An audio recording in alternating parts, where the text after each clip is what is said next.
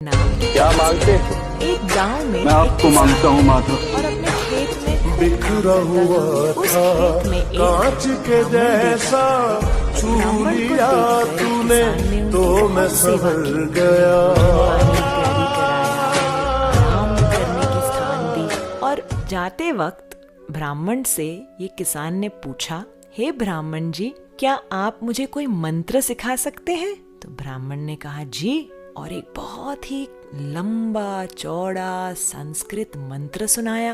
अब ये साधारण सा किसान कहता है, मुझे ये मंत्र नहीं याद होगा, मैं नहीं कह पाऊंगा, बड़ा कठिन मंत्र है ये, कुछ सरल बताइए। तो साधु जी एक और मंत्र सुनाते हैं, वो भी बड़ा ही कॉम्प्लिकेटेड था, टंग ट्विस्टर की तरह, जो बोल ही नहीं पा रहा था किसान। कहता है ये भी बड़ा कठिन है, मुझसे ये मंत्र नहीं बोला जाएगा, कुछ बहुत सिंपल बता दीजिए ना जो मैं कर पाऊं। तो साधु बहुत ही वेरी काइंडली ही गिव्स हिम, आप ये एक नाम भगवान श्री कृष्ण का रटते जाइए। क्या है वो नाम? कृष्ण चंद्र।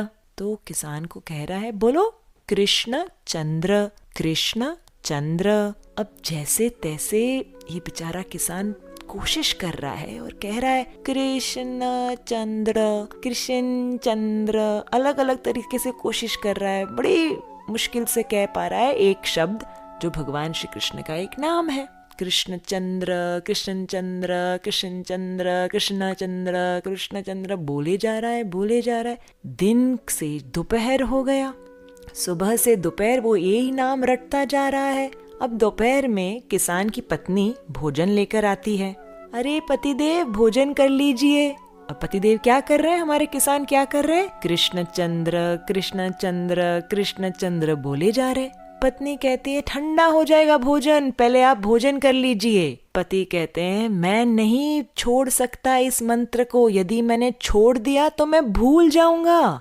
तो पत्नी कहती है okay, I have an idea, आप भोजन पा लीजिए और मंत्र मुझे बता दीजिए, क्या जप रहे हैं आप? मैं जपती रहूंगी, फिर आपका जब भोजन समाप्त हो जाएगा मैं आपको बता दूंगी क्या कहना है। तो किसान अपनी पत्नी को कहता है ठीक है, बोलते रहो कृष्ण चंद्र, कृष्ण चंद्र, कृष्ण चंद्र। पत्नी ने भी हाँ हाँ हाँ ठीक है, मैं बोलती रहूंगी। और वो कहने लगी कृष्ण चंद्र, कृष्ण चंद्र। धीरे धीरे यहाँ चलती गई, वहाँ चलती गई। अरे ये सखी से बात करने लगी, वहाँ उस ग्वाले से बात करने लगी, अरे बीच बीच में मंत्र भी बोल रही थी। किसान अपना भोजन पा रहा है। जैसे ही भोजन समाप्त हो गया, अपने पत्नी से कहता है चलो मुझे बताओ वो क्या शब्द था जो मुझे जप करना है। तो वो कहती है अरे वो शब्द क्या था, हाँ हाँ हाँ हाँ, फिसल चंद्र, फिसल चंद्र। तो किसान साधारण स्वभाव का, अब वो कहने लग रहा है फिसल चंद्र, फिसल चंद्र, फिसल चंद्र, फिसल चंद्र, फिसल चंद्र। ये सुन के वैकुंठ में बैठे भगवान श्री नारायण को हंसी आ गई। अपने लक्ष्मी देवी को कहते हैं अरे ये तो मेरा भक्त मुझे इतने प्रेम से पुकार रहा है, मैं उसे जाकर वैकुंठ ले आता हूँ।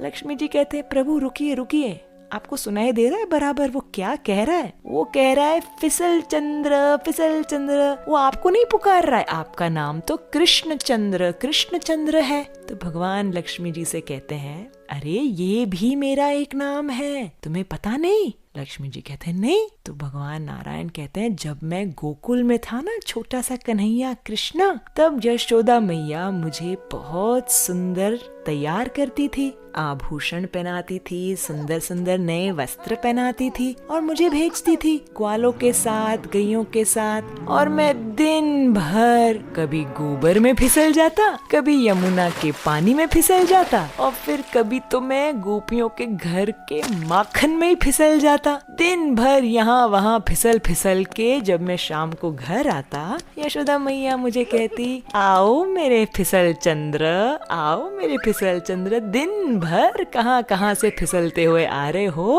आओ अब थोड़ा नहा धो लो और ढंग के वस्त्र पहन लो। तो ये नारायण जी कहते हैं लक्ष्मी से कि मेरा नाम सही में फिसल चंद्र है और ये किसान मुझे ही पुकार रहा है, मुझे अब जा इसका उद्धार करके आता हूँ। इस प्रकार से भगवान श्री कृष्ण के अनेक नाम और हर एक नाम के पीछे उनकी लीला, उनकी कथा और उनका महत्व है। आज तो मैंने सिर्फ एक सुनाया है, दूसरे नाम का महत्व जानोगे? चलो सुनते हैं अगली कहानी।